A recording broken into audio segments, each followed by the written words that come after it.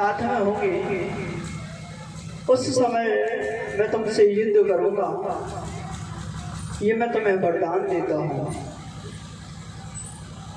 आज कामदेव ने स्वीकार किया है, बहुत सुंदर भाव है। इधर भगवान ने सुंदर वृंदावन में वेणु का वादन किया, यमुना के किनारे बहुत सुंदर मुरली का वादन किया है। ऐसी मुरली मेरे गोविंद ने बजाई, ऐसा अद्भुत भाव है। जब मुरली को उन गोपियों ने सुना है तो जो गोपी जिस कार्य को कर रही थी उस कार्य को छोड़ करके चली गई। एक गोपी घर को लीप रही थी, हाथ भी नहीं धोए उसने। मेरे गोविंद की मुरली को सुना है तो दौड़ी चली जा रही है।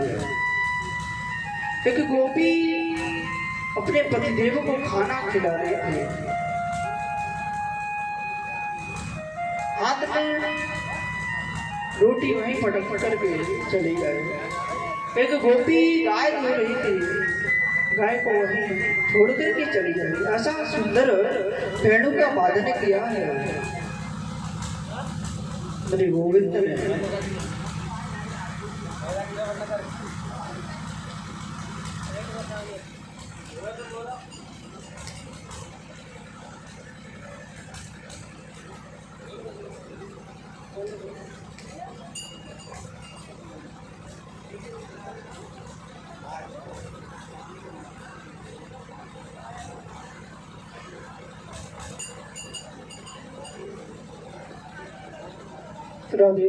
गोविंद भगवान की जय हो।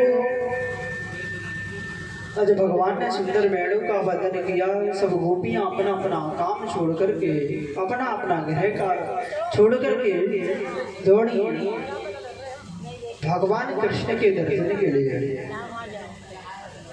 सदपूर्णिमा की रात्रि है, सुंदर रात्रि में तारे चमक रहे हैं, चंद्रमा पूर्ण है, ठंडी हवा चल रही है, बड़ा सुंदर भाव है। कुछ गोपियां तो ढंग से वस्त्र भी पहन करके नहीं आए, कहने लगे हैं। ब्रजवासियों का भाव है, उन्हें देख ये अभ्यास भी नहीं रहा, अपनी देह की सुध बुध भूल गई हैं गोपियां जिस समय भगवान की मुरली को सुना है। लहंगा धारो शीश पर, उड़ी चूंदरी पाँव, रोके से रुकती नहीं, छोड़ चली घर गाँव। गोपियां लहंगा सिर पे ओढ़ लिया है, पैरों में चुनरी को बांध लिया है, सुध बुध भूल चुकी है गोपियां। बड़ा सुंदर भाव है। इस प्रकार से गोपियां भागती भगवान कृष्ण के पास में आई हैं। पावन यमुना का तट है और भगवान ने जब गोपियों को देखा तो कहने लगे, स्वागतम भो महाभागा, स्वागत है आपका। और स्वागत करने के बाद में भगवान कृष्ण पूछने लगे, गोपियों किस कारण अर्धरात्रि के समय पर तुम आए, क्या कारण है? ब्रज में सब कुशल तो है ना, मैं आपकी क्या सहायता कर सकता हूँ, मैं आपकी क्या सेवा कर सकता हूँ? कहने लगे भगवान। और भगवान कहने लगे हैं, गोपियों शायद मुझे ऐसा लगता है कि तुम सुंदर रात्रि, चांदनी रात्रि की शोभा को देखने के लिए आए, सुंदर फूल खिले हैं रात्रि के समय, शायद इनकी सुंदरता को निहारने के लिए आए। और भगवान कहने लगे, अगर देख लिया है ना गोपियों इनकी सुंदरता को, इस यमुना के तट को, तो आप जाओ, क्योंकि पतिव्रता स्त्री का ये धर्म नहीं है कि अर्धरात्रि के समय अपने पति को, अपने बच्चों को, अपने सगे संबंधियों को छोड़ करके आए। तुम्हें पति की सेवा में होना था, कहने लगी गोपियां। और भगवान ने एक बहुत सुंदर दृष्टांत दिया है गोपियों को, और भी कह रहे हैं भगवान, सतियों का ऐसा भाव नहीं होता, पति की सेवा करना ही नारी का सबसे बड़ा कर्तव्य है, सबसे बड़ा धर्म है।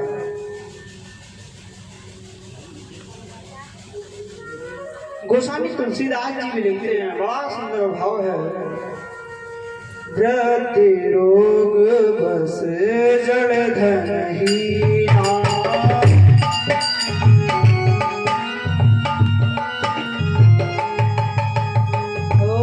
व्रति रोग बस जड़ धन हीना, व्रति रोग बस जड़ धन हीना,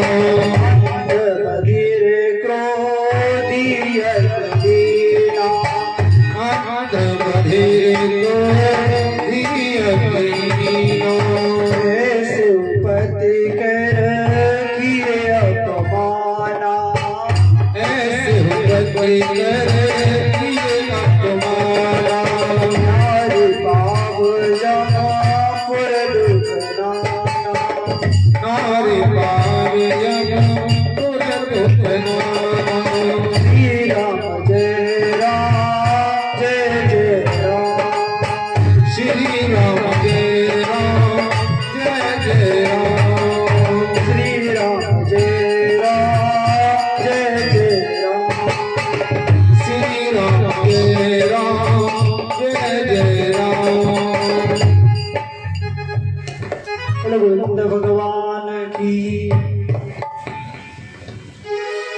गोस्वामी तुलसीदास जी कह रहे हैं, वृद्ध हो, रोगी हो, जड़ हो, धन नहीं हो जिसके पास,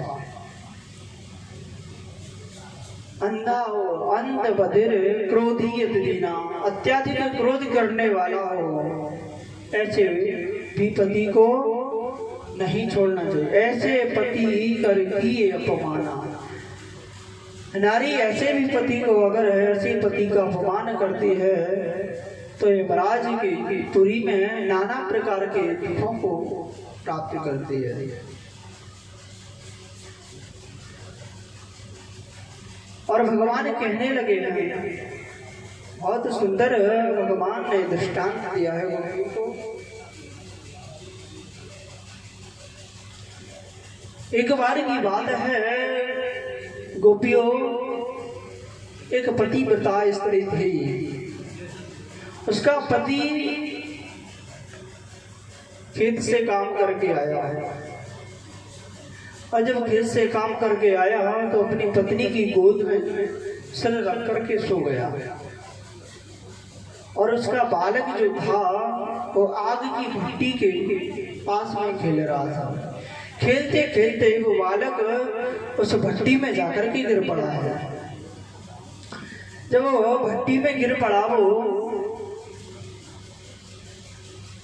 तो वो पतिव्रता स्त्री जो थी वो देख रही थी, कहने लगी, सोचने लगे कि मेरे पति की अर्ध निद्रा में इनको मैं जगाऊंगी तो मुझे पाप लगेगा। उस पतिव्रत धर्म की शक्ति के कारण अग्निदेव भी शीतल हो गए। अग्नि से कुछ बच सकता है क्या? नहीं बचेगा। पतिव्रत धर्म के आगे अग्निदेव को भी शीतल होना पड़ा।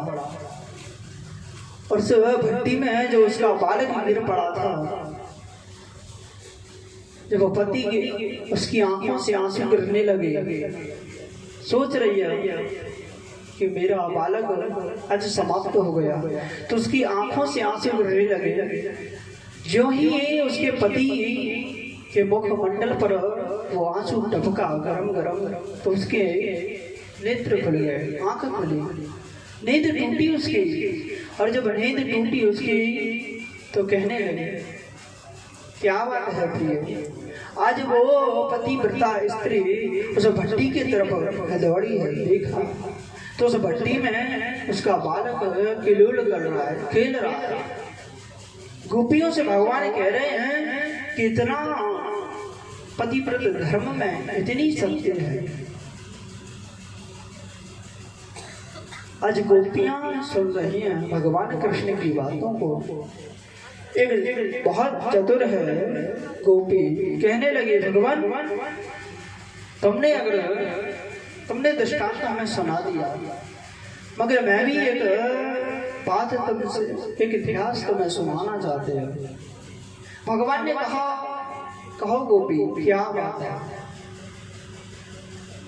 कहने लगी गोपी कि एक पतिव्रता स्त्री थी भगवान, और वो अपने पति की बहुत सेवा करती थी। एक दिन उसका पति प्रदेश से चला गया और अपनी पत्नी को वो एक चित्र देके गया। कहने लगा, देवी मैं प्रदेश में जा रहा हूँ और इस तुम चित्र की पूजा करके भोजन ग्रहण किया कर लेना। और वो पतिव्रता ऐसे ही करने लगे, रोज चित्र की पूजा करती है और भोजन ग्रहण करती है। और भोजन ग्रहण करने के बाद में आनंद से रहती है। कुछ समय बीतने के बाद में उसका पति पुनः घर आया है। जिस समय वो पतिव्रता पूजा कर रही थी और पूजा करते उसके पति ने गेट को खटखटाया है, कुंदी को खटखटाया है। कहने लगा, देवी गेट खोलो। और वो चित्र की पूजा कर रही है। और जब चित्र की पूजा कर रही है वो, तो उस समय उसका क्या धर्म बनता है, भगवान से गोपियां पूछ रही हैं तो उसका क्या धर्म बनता है। वो चित्र की पूजा करे या फिर जो असली पति उसका आ गया गेट पर, उसके लिए गेट खोलने के लिए जाएगा। भगवान कहने लगे, गोपियों जब उसका असली पति आ गया है तो फिर उसे गेट खोल करके उस पति का स्वागत करना चाहिए, फिर चित्र की पूजा नहीं करनी चाहिए, उसमें कोई दोष नहीं। गोपियां कहने लगी, भगवान बस ऐसे ही, क्योंकि संसार के पति जगत पति तो आप हैं, जीवात्मा का सच्चा पति तो परमात्मा है। और आज हम जो संसार के पति हैं उन पतियों को छोड़ करके हमें भगवान आप ही शरण में, हे प्राणनाथ आप हमें शरण में लीजिए। आज हम अपना घर बार द्वार सब तज करके आए नाथ, बड़ा सुंदर भाव है। आज गोपियां भगवान से कह रहे हैं, इधर कामदेव आया और उसने अपने, भगवान ने सुंदर वेणु का वादन किया है। कामदेव आया और भगवान और गोपियों पर बाणों का संधान करने लगा। उसने 5 बाण छोड़े हैं और भगवान ने ऐसी मुरली का वादन किया है, ऐसी सुंदर वेणु बजाई है भगवान ने। तो उस वेणु की धुन में गोपियां इतनी निमग्न हो गई हैं, इतनी भाव विभोर हो गए हैं कि उन्हें देह की कोई सुध बुद्धि ही नहीं है। आज कामदेव हार करके भगवान के हाथ जोड़ करके भगवान से कहने लगा, भगवान क्षमा कर दो, और चला गया है कामदेव इधर। कामदेव इधर गया है, भगवान ने वेणु का बजाना बंद किया है तो गोपियां सोचने लगी परीक्षित जी कि हम कितने बड़े सौभाग्यशाली हैं कि भगवान हमारे साथ में नृत्य कर रहे हैं। और गोपियों को अभिमान हो गया है उस समय। जिस समय गोपियों को अभिमान हो गया है तो भगवान उनके आज से अंतर ध्यान हो गए हैं, क्योंकि भगवान को अहंकार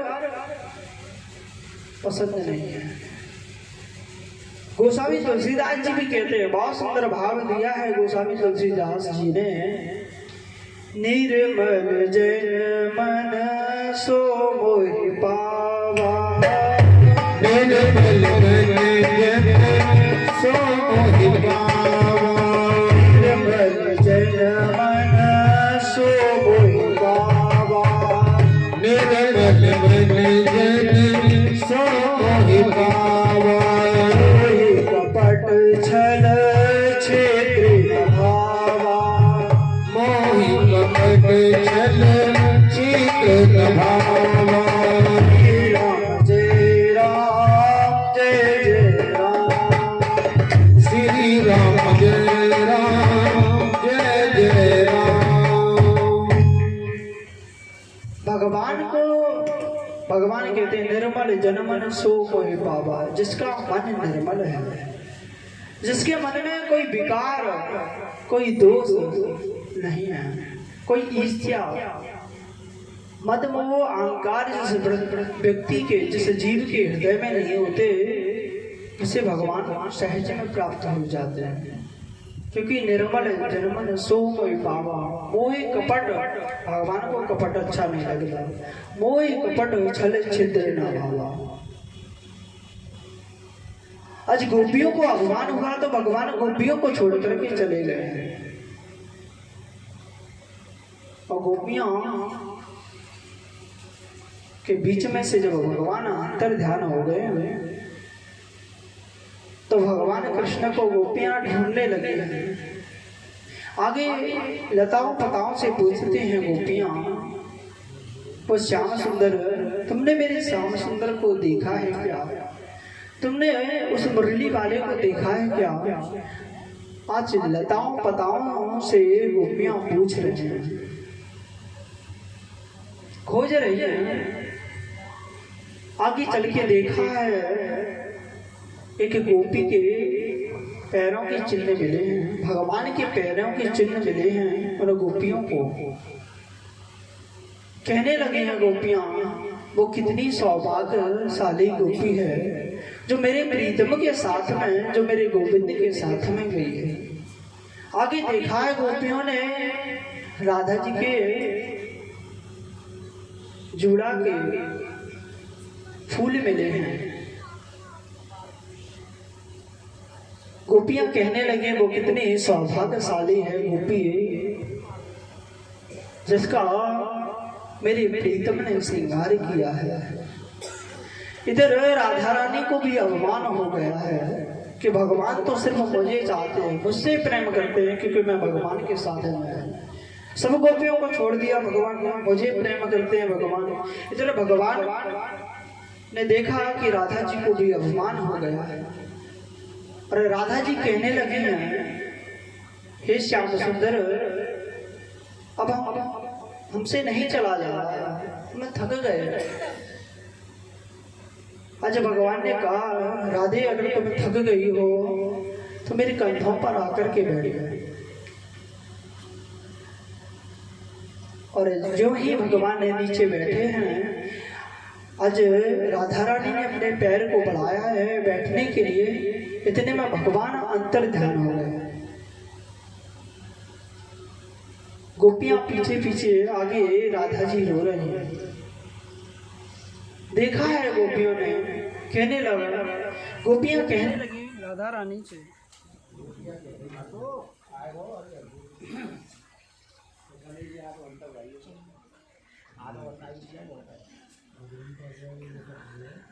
यही तो देखे गई अभियान को सूचना देने कोई तो भाई ना चलती पूरी तो भाई चलती भिन्ना है के क्यों क्यों एसडीएम से कह देते कि चला भाई शायरी काम में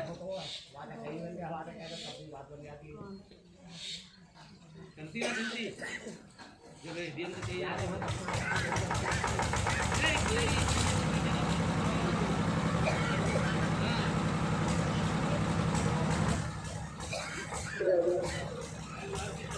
गोविंद भगवान की जय हो। आज गोपियां पूछने लगी हैं राधा रानी से, तुम तो मेरे श्याम सुंदर की बहुत प्यारी सखी थी, तुमसे तो वो कन्हैया बहुत प्रेम करता था, तो मैं भी छोड़ करके चला गया वो छलिया। आज रो रही है गोपियां, हे श्याम सुंदर कहाँ चले गए हमें छोड़ करके? अरे छोड़ करके ही अगर जाना था तो इंद्र के प्रकोप से क्यों रक्षा की, मर जाने दिया होता। अगर छोड़ के जाना था भगवान तो फिर क्यों हमसे प्रेम किया, क्यों नहीं लगाया, क्यों हमारे माखन को चुरा चुरा कर के खाते थे? और भगवान को बहुत गोपियां रो रो करके याद कर रहे हैं। व्यास जी ने बड़ा सुंदर लिखा है एक गोपी गीत जिसमें 19 श्लोक है। गोपियां रो रो करके बुरा हाल हो रहा है उनका। जयति तेधिकम जन्मना प्रजा, बड़ा सुंदर भाव। हे प्राणा छोड़ करके जाना था तो फिर क्यों बुलाया हमको? आज भगवान कृष्ण जब नहीं मिल रहे हैं गोपियों को, तो भगवान की जो भगवान ने ब्रज में लीला की है, गोपियां उन्हें लीला कर रहे हैं। एक गोपी ने अपनी चुनरी को ऊपर उठाया है ऐसे और कहने लगे, कृष्ण बनी हुई है वो गोपी, कह रही है अरे ब्रजवासियों इस गिरिराज पर्वत के नीचे आ जाओ। दूसरी गोपी बनी हुई है सुंदर वेणु का वादन कर रही है, पूछ रही है तुम्हें मेरी बांसुरी अत्याधिक पसंद है ना? तुम गोपियों मेरी बांसुरी को सुनने के लिए तो लालच रहती हो ना। एक गोपी पूतना का भगवान ने उद्धार किया, उसे लीला का अभिनय कर रही है, अभिनय कर रही है उसका।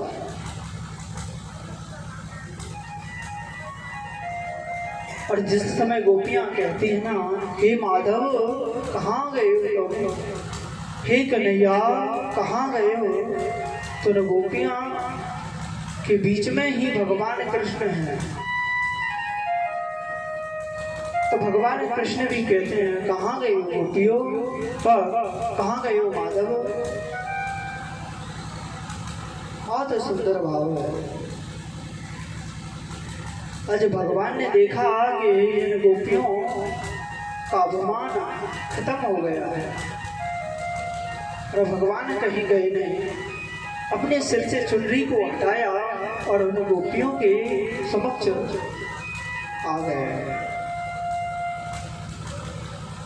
आज भगवान को देख करके गोपियों ने आंख में भर लिया, भगवान कन्हैया को खुश होने लगी, प्रसन्न होने लगी सब गोपियां।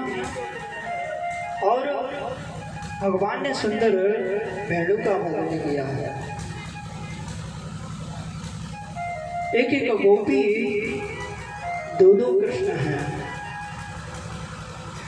कहीं दो दो गोपी एक एक कृष्ण है,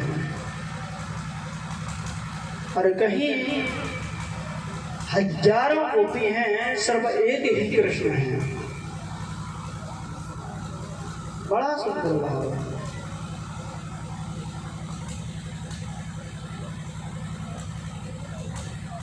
बड़ा सुंदर भगवान नृत्य कर रहे हैं उन गोपियों के साथ में। इधर माता पार्वती जी तैयार हो रही हैं।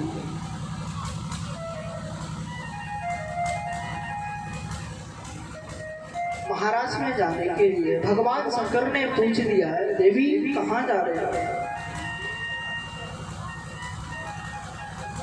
और माता पार्वती ने कहा ब्रजनाथ है। भगवान श्याम सुंदर वृंदावन में राज कर रहे हैं, उनके राज का दर्शन करने के लिए जा रहे हैं। तो भगवान शंकर कहने लगे गोपी पार्वती जी से, मुझे भी लेकर के चलो ना राज में, मैं भी तो उस राज को देखना चाहता हूँ। तो पार्वती जी ने मना किया, उस राज में नारी ही जाती है, पुरुष कोई वहां रास में नहीं जाता है। तो भगवान शंकर कहने लगे, अगर नारी ही जाती है तो मुझे नारी बना लो, मगर मुझे लेकर के चलो। और सुंदर माता पार्वती ने भगवान शंकर का श्रृंगार किया है, और सुंदर श्रृंगार करने के बाद में भगवान शंकर की उस छवि को निहार रहे हैं, कितने सुंदर लग रहे हैं।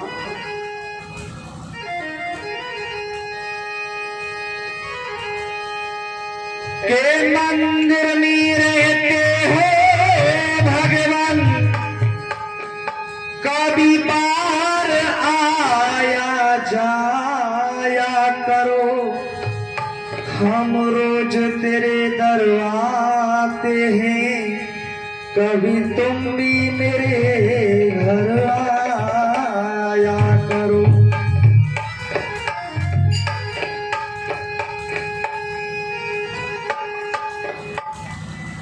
तो आज भोले बाबा सज रहे हैं रास के लिए कि नर से नारी त्रिपुरारी और बन गए जा आंसू में, कि नर से नारी त्रिपुरारी और बन गए जा आंसू में, सज धज के में जाऊंगो वृंदावन रास में, सज धज के में जाऊंगो वृंदावन रास में।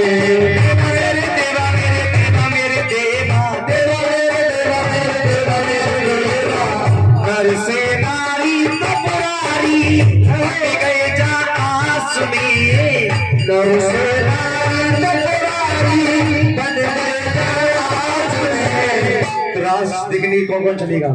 ताली बजाते हुए सज धज के में जाऊं वृंदावन रास में, सज धज के में जाऊं वृंदावन रास में।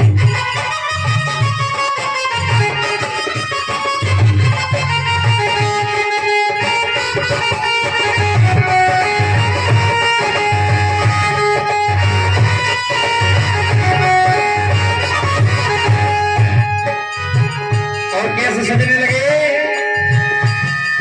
अरे नीलन गजरा बालन गजरा, माथे बेंदी लगाई, और बीचों बीच लगाई, बीचों बीच लगाई, बीचों बीच लगाई। अरे पांच रंग तो पहनी है साड़ी, पांच रंग की पहनी है साड़ी, पांच रंग की पहनी है साड़ी, कमर रही बल खाई खाई। अरे पांच रंग की पहनी है साड़ी, कमर रही बल खाई खाई।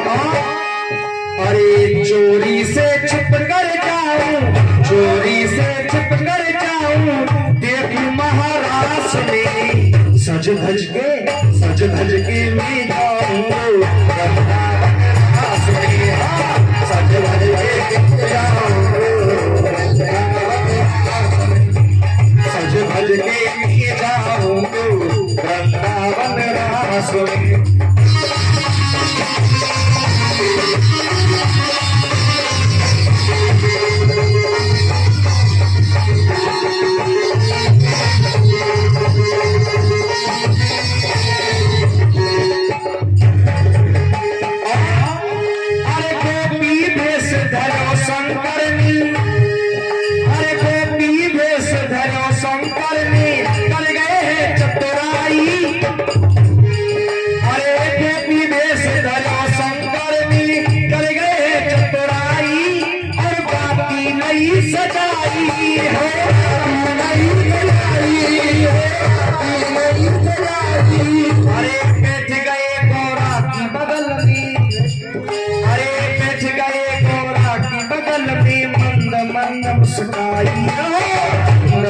मुस्काई गाई नटवर ने समझे लेना नटवर ने समझे लेना पहुंच गए पास में सज धज के पी जाऊं तो वृंदावन रास में सज धज के पी जाऊं तो वृंदावन रास में सज धज के पी जाऊं तो वृंदावन रास में सज धज के पी जाऊं तो घर से नारी टकरारी घर से नारी टकरारी बन गई आस में सज धज के पी जाऊं वृंदावन रास में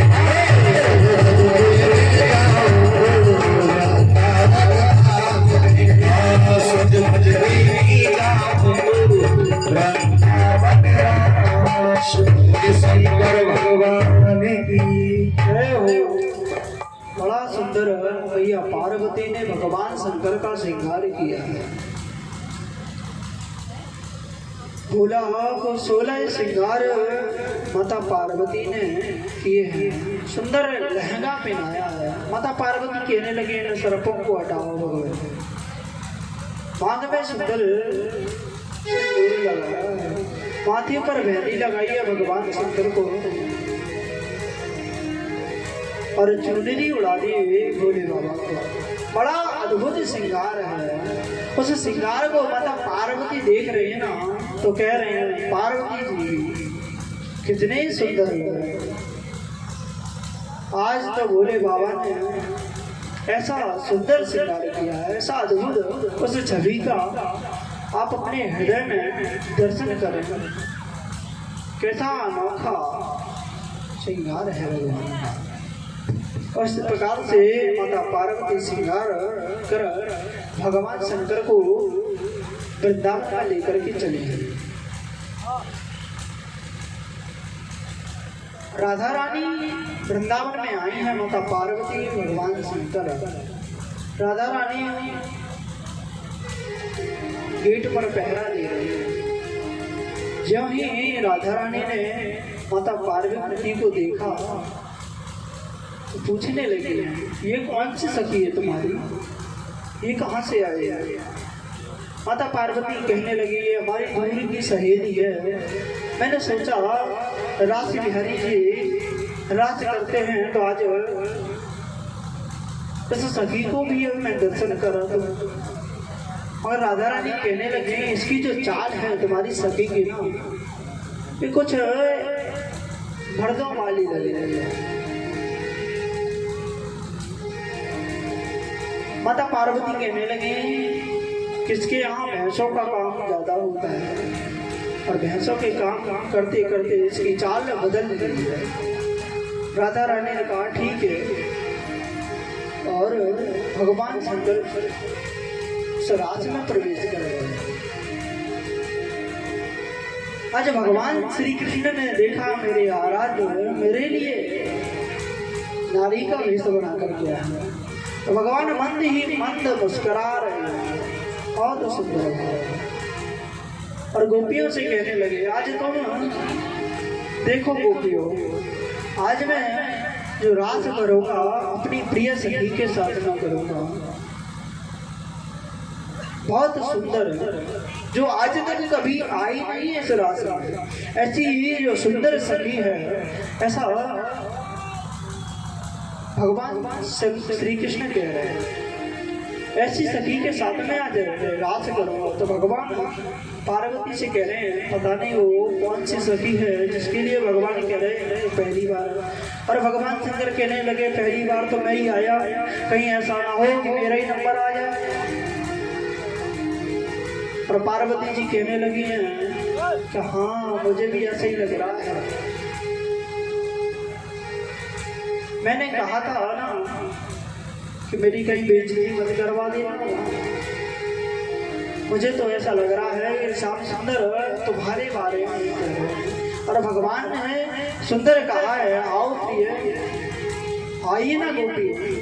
और भगवान शंकर को इशारे से भगवान कृष्ण ने बुलाया है और सुंदर वेणु का वादन शुरू किया है। और जब वेणु बजाना भगवान ने शुरू किया है भगवान शंकर ने नृत्य करना शुरू कर दिया।